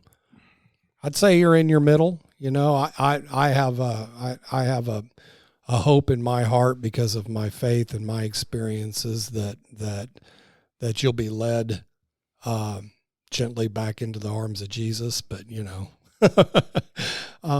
that's my hope for you. But it's very interesting, and I totally identify with some of the things that you've said and some of the reasons that you had. I had many of those reasons. For me, when I came to that point of choosing if I was going to deconstruct or not, like completely, I just couldn't get past the certainty in my soul that God became man, came here and died for my sins. I just could not let that go. And luckily that carried me through, some pretty tumultuous times in my life and brought me back out on the other side into his arms. And so, as you will, my friend, and good luck in your photography. That's awesome. Okay, Larry. How long have you been a trucker? Just shy of 3 years. Just shy of 3 years. Okay. So you basically started driving about the same time I did. I started driving about 40 as well. I no longer drive. Do you do OTR or local? East of the Mississippi are my roads. So mostly OTR, but not afraid to do the short runs that help out the company. Oh, all right. Yeah, I did a stint running up into Canada for a while when I ran GM parts. There was a lot of hassle coming across. Turning and burning, baby. Yeah. I don't miss it. I ended up having back surgery, and I got out of the truck, did trash business for a long time, so I was local. But I just didn't. Well, that's what I'm looking to go local. The trash eventually. business, I'll tell you, they always looking for people in the trash business. CDL helps. It takes getting used to, but at least it's you're home with your wife and kid every day. That's the good part about it. I have a question or an observation. I'm trying to figure out how to word it correctly. But I'll just preface it for you by saying, like, you're not going to offend me. I'm a grown ass man, so don't be too delicate. Don't feel that you need to be too delicate. So how grown are you? So how big a boy are you? How big a boy are you? Big enough for an ass whooping. Sorry, I just the ass part. beep that. Hey, if he's a truck driver, he's got to know that guy. Right. Roy D. Right. Mercer. I got a I got the chins, you know. We're doing another Roy D. Mercer reference. Yeah, I love that guy. No, the three states of water, okay, is ice is solid, liquid is water, and steam is still water, correct? Yeah. I mean, yeah. Solid, liquid, gas. Yep. Think about that when you think about the Trinity. I have. It doesn't help me. Okay. I'm not here to convince you anything otherwise. No, I know. And this is one of the things that when I was going through this process, when it started when I was in high school, just kind of I set out to prove the Bible true and really so I could be a good soldier for Jesus and all this. And when I set out to do that, I failed. So I had a good mentor. The pastor of my church gave me plenty of good resources. I read the Ragamuffin Gospel. It's a great book. And I had a hard time with I think if I'm being honest with myself, I believe that, that Jesus was real, died on the cross for our sins. But I think I always had a hard time wrapping my mind around this concept of the Trinity. To me, when I look at the nuts and bolts of it, it doesn't make sense. It shouldn't even be a thing. It doesn't make sense. It doesn't make sense. But though. if God doesn't exist, how did we come to be? Is one of the biggest things that I can't. My daughter is an atheist. My brother is an agnostic. But I don't ask myself those questions. Again, I said that energy that I had as a Christian didn't transfer. I don't know where we came from, and I don't think it doesn't matter to me. Ancient aliens, if they were the ones that made us, they're obviously not doing much to present themselves now, so what do we care? If the poles switched every 12,500 years and we're the sixth great civilization to be on the planet, so what? Wow, that's a new one I haven't heard before. Oh, the pole switching? It's gaining traction now. No, it's completely ridiculous. But when it's wild. Being a not a mechanic, but I'm mechanically inclined enough that when I deconstruct a car by taking it completely apart, it becomes parts. It doesn't become a car anymore, right? Right. You're touching on the philosophical boat. So by deconstructing and pulling apart everything, trying to make it each individual work as a part of the car, that's not a car. That's a part. When you put it all together is when it becomes an automobile. So when you construct it, it becomes an automobile. Right? Right. But each individual part doesn't necessarily make it a car, does it? Are you talking about the body of Christ? I'm talking about the You're talking about related to the Trinity? Anything that we completely take apart. Yeah. No longer becomes what it is because the individual pieces that we try to make an understanding of. Yeah. But that's the thing. It's that's one of the things that I always had a problem with. Once I deconstructed, it's how do I put things back together and how do I do it the right way? And you just landed on, I don't have to. Yeah.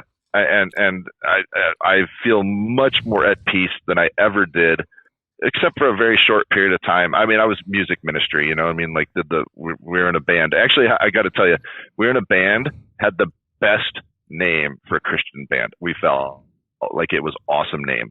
It's called Crosswalk. Oh, that's cool. Yeah, that does sound good. Wow, I love it. You ought to trademark that before this comes out. Yeah, exactly. Man, this is 25 years ago, man. Well, to me, I always read a verse.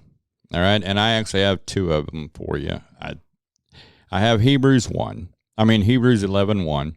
Now faith is being sure of what we hope for and certain of what we do not see. This is what the ancients were commended for. Hebrews 11 is actually the Hall of Fame of Faith. So it's talking about all the ones that walk by faith. And faith is believing in something that I can't see. That's takes a lot. My daughter, I mentioned, is an atheist. One of my daughters is an atheist, or claims to be an atheist. And I told her one time, it takes a lot more faith. To me, it takes a lot more faith to believe that nothing created this versus believing that a God creates it. And I believe that I will go to, well, you know, I'm not going to go there, but I'm going to go to heaven when I die because I believe in Christ died for my sins and has washed me clean. So I get, because of my belief in God, I get to go to heaven. I just got the car part thing just now. It took you that long. Yeah, I got it.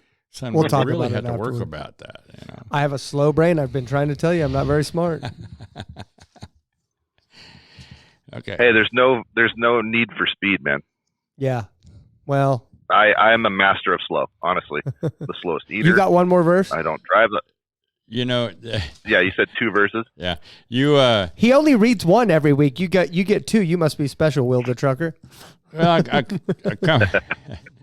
Oh, one guy got none, so you're getting Yeah. 2, dude. Hey, you're getting the other guy's verse, bro. Right. Sounds like a I'm not. I feel like that I kind of got this one pointed out to me a little bit. All right, and it's Romans 12:2. Do not conform any longer to the pattern of this world, but be transformed by the renewing of your mind. Then you will be able to test and approve what God's will is, His good, pleasing, and perfect will.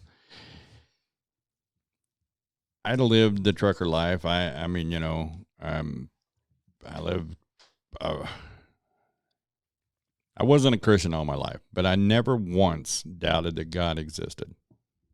So for me, it's a very hard thought process for me to even consider where my brother, who was raised the same way I was, came up with his agnostic belief. And we actually interviewed him, and I had never really spoken to him about it. But I had talked to my daughter, and where it comes up for me, the hardest part of it is knowing that if she continues in my thought process, if I die, when I die, I go to heaven. When she dies, she's just going to be there in the ground, dead, and there is no afterlife. That's her thought process. I can't fathom that this is all that we have. You've never doubted that God doesn't exist? I never once Never doubted. once? Never once doubted. We look at things differently. You haven't? You haven't? we look Have at you things ever doubted differently, that and God existed? Mark? sure I have. Yeah, I've doubted. That's crazy. See, See, that's what's crazy is like, that's why I'm literally sitting here thinking that everyone on the planet has at least doubted whether God exists or not. But Larry's over here, and I believe you. That's what I'm saying. But I know a few people that have Sure. never doubted. there's just different people. It with- just doesn't out make there. sense to Right. me. It does not Well, make I mean, you sense gotta think to of it my like- mind. That's really cool. See, that's one of the things that I had to overcome in a way. We talk about, when you talk about deconstructing, there's a whole lot more to deconstruction than a lot of people realize. When I say I don't believe in God, I don't stop there. My daughter was worried because she knows that I have a dangerous job, and she's worried that nothing's going to save me when I die because I don't believe in God. And I told her, I said, the difference is that I don't worry about any of that stuff, because when I don't have a belief in God, I don't believe the whole book. Sure, there's locations and things that have happened, whatever, there's some of it. But I don't think faith is real. I don't think free will is a thing. I don't believe in salvation or souls or sin. I don't believe in any of it. So I take it and I threw it all in the trash. Yeah. And I don't mean to say that to sound insulting. Disrespectful. So Yeah, I apologize. get what you're saying. Like, you threw it out of your But what own brain is what you're saying. Yeah, it's to me, one of the things that I found during my deconstruction was that these are all religious constructs. well, if I don't believe in God, then what's the point in worrying about any of it? Well, I Well, do you agree can't. with To you me, on that. I do agree with you on To that me, statement. You to can't. me, there's nothing there. There's nothing there for me. Like Yeah. when I think about a belief or anything like that, I got zilch. It's like I Okay. have zero concern. I'm I'll gonna just say- say this. The last thing I'll say is Okay. I'm not afraid of nothingness. Yeah. If- Well, I don't want to be. I was never so heavenly focused that I was no earthly good. yeah. Okay, I'm going to say my thing, and then I'll give you the floor for a few minutes here, Will. Sure. So, I just have a couple things. The first thing I want to say is that I'm not concerned about where we came from either at all. I don't ever think about that. But one thing that I do take very seriously is where we're going. That's one thing I think everyone should take seriously. And I think we do have to take that seriously. I mean, you probably planned that cruise for quite a while. You probably plan vacations. I plan vacations. We all plan all these things. And I think we put very little thought in what we do for eternity. But I think you have, though. I think you've put a lot of thought into it, and you just came to this conclusion like, hey, I'm done. I'm not thinking about this anymore.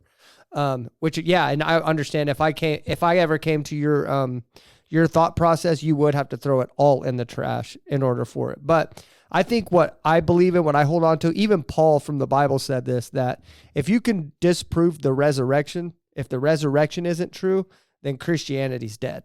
Christianity's nothing without the resurrection. But in my opinion, that's what changes everything. And the reason why I believe it is because the apostles that walked with Jesus literally testified and went off and died because they claimed to see him risen from the dead. And that's what makes me go, huh? So these guys are literally went to their deaths. Like there are probably not a whole lot of people that I would die for right now, like walking around, but these guys died for this guy that just called them off of a boat. You know what I mean? And so, yeah, the resurrection is what convinces me. And then, but yeah, and then also the thought of what happens in the future, because eternity is scary. And I don't continue to serve out of fear, but I think the fear is what started it. And I know a lot of agnostic atheists, they tell me that's not healthy, and I understand that, but the Bible does say the fear of God is the beginning of wisdom. So I think that's what began it for me. So, but anyway, bro, thanks for coming on, dude. And I think you should really look into radio. You got a really clean voice. Yeah. And then thank you for coming on, and maybe we'll have you on again in the future. But yeah, the floor is yours. Well, first of all, I just want to say thank you all for having me. This was actually pretty cool. It's nice to have a conversation that's guided towards understanding instead of convincing. Yeah, yeah. Of course. Even with the kind of the final word, that with the Bible verses and whatnot. I've heard them. I've heard many Bible verses, of course, over the years, and feel like each have their own, what people get from them. So there's value in that. I think that when people share a verse in that manner, I feel like that's they're sharing it for the right reason. Or at least from their position, the right reason. I don't feel attacked. For anyone who is invited on the show, if you happen to hear my voice, then know that there's been no frustration on my part during this, and it's nice to be able to, again, just have a conversation, so there is some common ground. One of the things that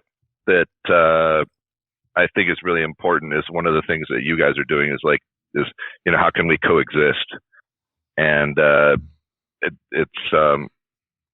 it's important for non-believers and for atheists, agnostic atheists, and anybody who's on, not necessarily the side of the Christians. It's important for them to see this or hear it, because then they would understand that not everybody is out there saying like, oh, you're going to go to hell, because you guys with your beliefs, you very easily could have told me that today. and I understand that you could have said that, but you didn't. And there's no, there's I'm no sorry, fear I got one mongering more coming question. from your part of it. I got one Sure. more question. I'm sorry, but You're okay. I just want to know this from your perspective, because I haven't heard this before. But whenever a Christian tells you that you're going to hell, what does that do to you internally? Like, how does that make you feel? What does your thought process go into when a Christian tells you that? Amazingly enough, you broke up for the first time for the conversation. Could you repeat the question? Okay, so when a Christian tells you that you're going to hell, they warn you about hell. In their opinion, out of love, they're warning you about hell. What does that? How does that make you feel? What's your thought process start? And then I'm not talking about your response, because we all see the response from people. But how does that make you feel internally when a Christian does that? It makes me feel like they don't understand our position. And to me, it's nothing shy of antagonistic. And because they're not saying it, when you get to that point, they're not saying it for my benefit.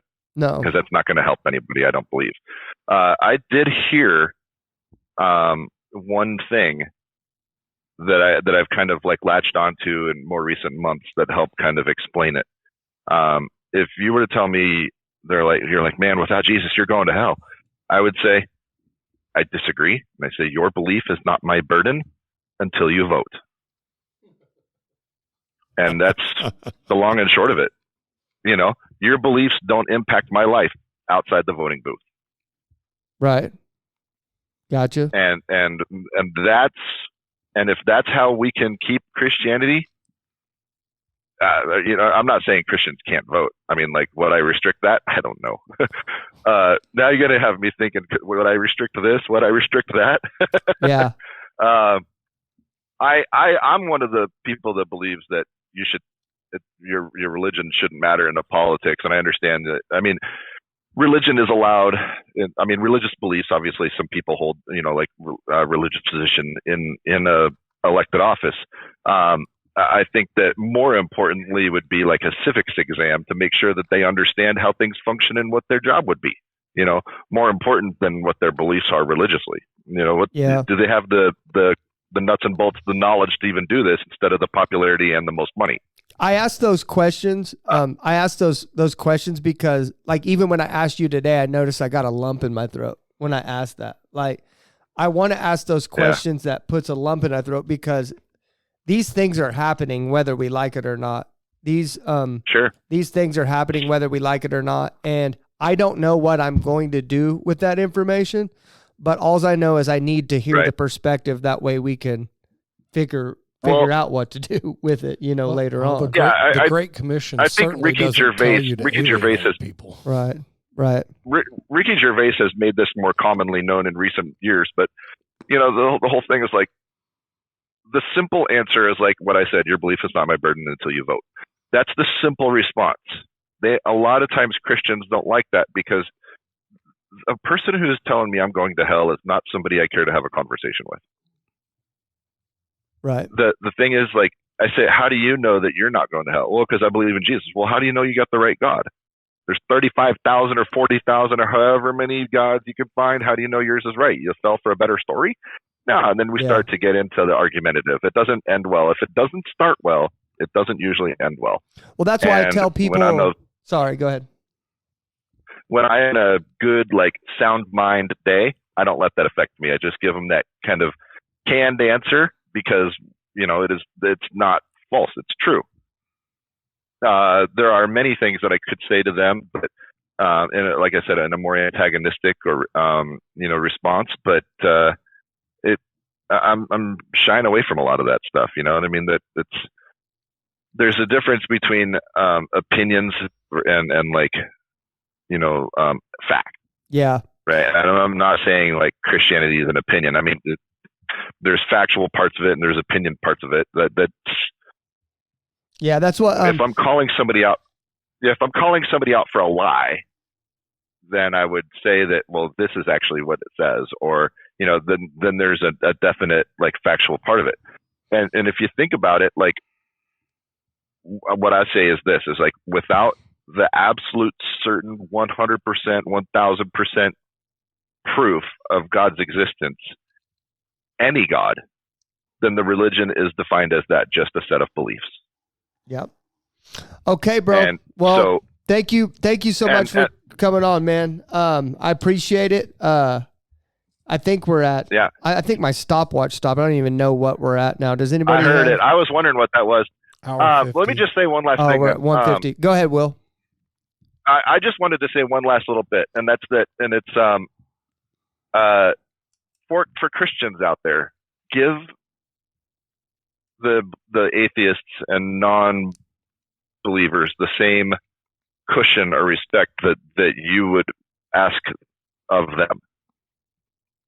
Okay. And what I mean is, Good like, point. we are loving, caring people.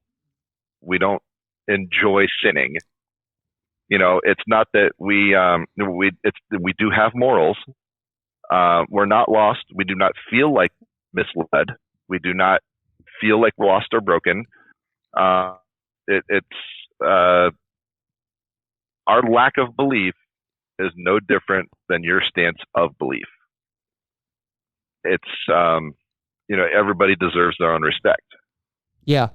And you guys have demonstrated that. And I think, honestly, if there were more Christians out there like you guys are, like, we didn't even really get into a whole lot today, to be honest. But it's such a more valuable conversation when you can lean towards, have a conversation towards understanding instead of convincing. Yep, I agree. So much more effective. I agree, man. And there's even without having, even as an atheist, as a Christian, we both have the same basic ideals for what we want for our children. Even to forsake ourselves. We want our children to be happy, but you know what? I want them to be safe. Yeah. And I want them to be happy, and I want her to have an understanding. Yeah. And there's a lot more common ground than some people understand. I know. And coming from atheists too, so. All right, brother. But there is a culture that is beginning to form, online. There's a guy who slicks his hair back. His name's Bill. He's another one. There's the pastor, blanking on his name, Drake. There's a community of people that are beginning this understanding, this desire to coexist, and I think that that's going to be a much more effective, avenue to pursue. Well, I notice we're going to have to, or we're going to get canned. That's what's going to happen. I noticed that literally, if we don't learn how to approach unbelievers differently, then we're going to get, nobody's going to listen to you.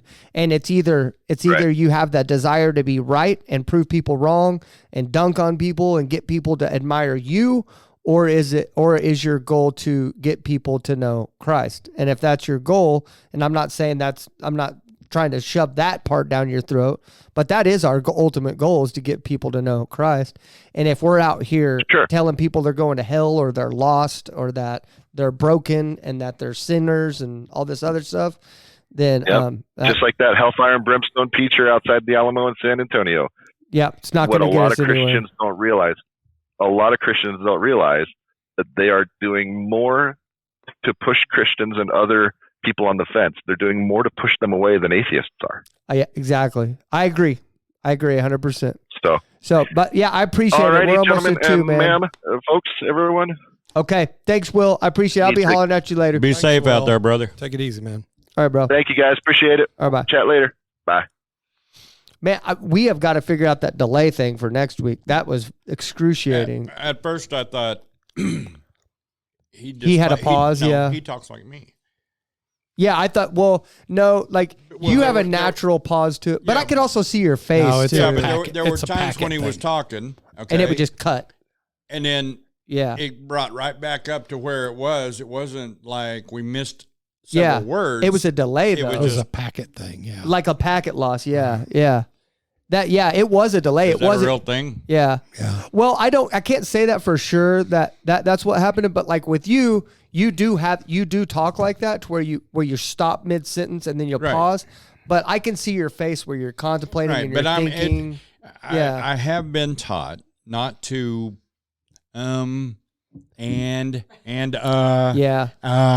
But that's why I've been whenever taught to you, do that. I think you got my hand signal where you kept trying it, and I was like, Mark, punch in there, dude, get in there, bud, because that guy, like, not him, but he's a talker. Well, yeah, he's a talker, but it wasn't that. It was the why he kept going like that. The delay. Because normally we're able to punch in and change the subject and stuff like that, but the delay was so bad like this, there was no spot for me to get in and stop it. Like By the time you tried to cut in, then it would. He was already delay on to the half a next second. thing. He was Yeah. already in the middle of making his next point. Yeah. And so that made that I would felt very lost in that interview. So for anybody that thought that was long and there was a delay in it. So we're going to figure that out by next week. Even if we have to do it back by the phone again, we'll do. Have you talked to Jess? No, not lately. You talked to Jess? On the Bible study, yes. Okay. When? This morning. Oh, she's okay? Yeah. Okay, good. She's Okay, yeah. dealing with a lot of her immune system thing gotcha. with her thing that's going on. She's doing good, but she's going through a lot with that. I just hadn't talked to her in a while. I just thought of it right now. I don't want it to sound like I don't care or anything because I love Jess, but Yeah. I thought about that the other day too. I was like, I haven't been engaging as much as I. Yeah, me either. I haven't had time. Yeah. Me either. I sweat so much outside that I can't have my hearing aids on. So I can't have my hearing aids on, and I can't get that headphone thing you got me. You can't get it to work? I can't. When I get it to work, it's great. But right now, I'm working with other people, so it's like I have to be able to focus gotcha. on what they're saying. So I haven't been able to listen to the Bible study. I haven't been able to listen to podcasts. I haven't been able to listen to anything that I normally listen to. It's just me going. Larry, I don't even edit the show anymore. Like I literally will take I'll put it. I have like a template. Please edit this one. We have a lot of issues. And I just preloaded it all in there, and then I go through to make sure there isn't any. Well, I remember the issues, and then I'll go script to those, and then I'll cut them out. Yeah. And then I just go and write down about 7 clip ideas, and then I move on with my life. I don't even listen to it at all. I hope everyone understands that if the quality of the show is going down, just because we have to make a real living. So, but we're at 2. We got to get off here. It's gonna be too long. So, thank you everybody for listening. We appreciate it. We love you. I still want to encourage you completely. We really, really, really. We know that the time is short, and we know that our mission is truthful, and we know in our heart that God exists. No matter what is said in here, no matter how things go, I don't have a doubt in my heart, my mind, or my soul that God exists. And I just simply want to say, ask him to show himself to you. Amen. Ask him, because Jesus loves you, and so do I. Okay. Thank you, everybody, for watching. We are out. I'll take you home. Thank you so much for listening to the Help My Unbelief podcast. Please don't forget to like, share, and subscribe. And more importantly, tune in every Tuesday at 9 a.m. for new episodes.